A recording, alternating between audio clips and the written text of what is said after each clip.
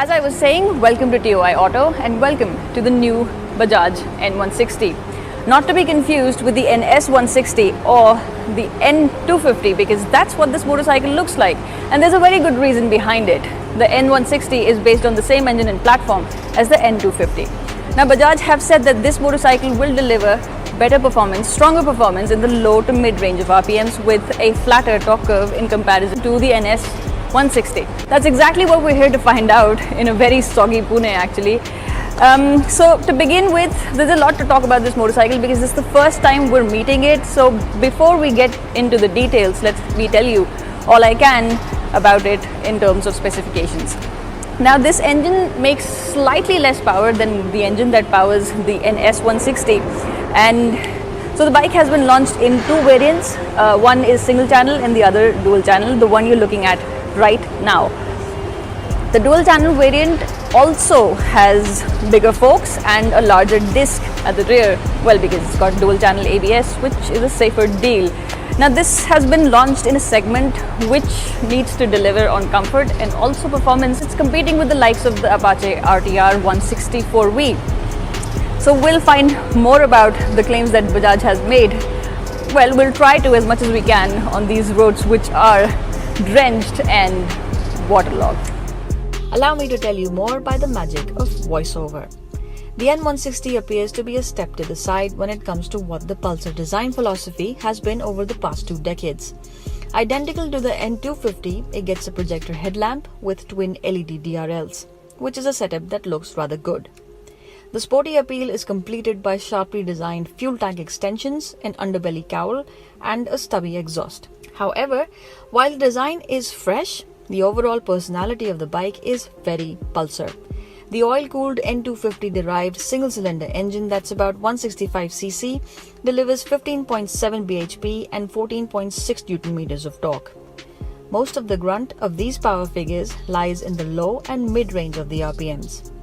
The engine is plenty refined whilst also retaining a subtle thump. The N160 makes rides around the city easy as there's plenty of torque available most of the time, and even in third gear at 2,500 RPM, it'll pull through and not ask for downshifts often. The gearbox mechanism is smooth but did present a misshift in a couple of instances. The riding stance of the bike helps in better control and is rather KTM Duke-like, with rear set foot pegs and a wide handlebar.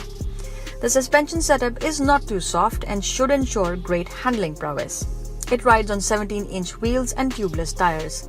Alas, in my short ride around Pune city, which was mostly waterlogged during the time, this is more restricted as a first impression only. The motorcycle will be very accessible to a wide variety of riders.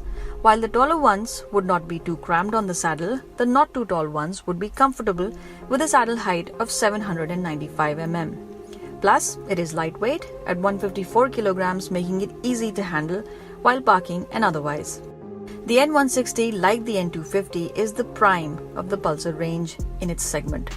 It offers good equipment and features, including the neatly designed semi-digital instrument cluster and a USB charging port. And the best part is the torque available in every gear and the way it handles, making it a brilliant option to go for in the 160cc sports-oriented motorcycles, especially for younger buyers or even first-time buyers. So in conclusion, after this very short time that I've spent with the bike, I do believe that the N160 delivers on its promise of a stronger low and mid-range performance.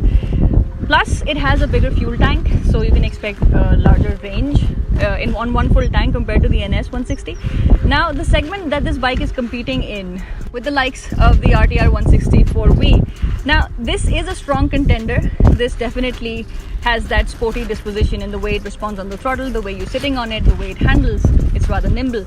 Now, we'll find out a lot more about this motorcycle when we spend more time with it, take it out in city traffic, on highways. Take it out for its top end that I haven't been able to do today because of the ride conditions we've had. For that, wait for a slightly longer term review. But before we sign off though, so it has two variants, and here's what I would say, that if you are going to pick this, probably stretch your budget by about 5,000 and get the dual channel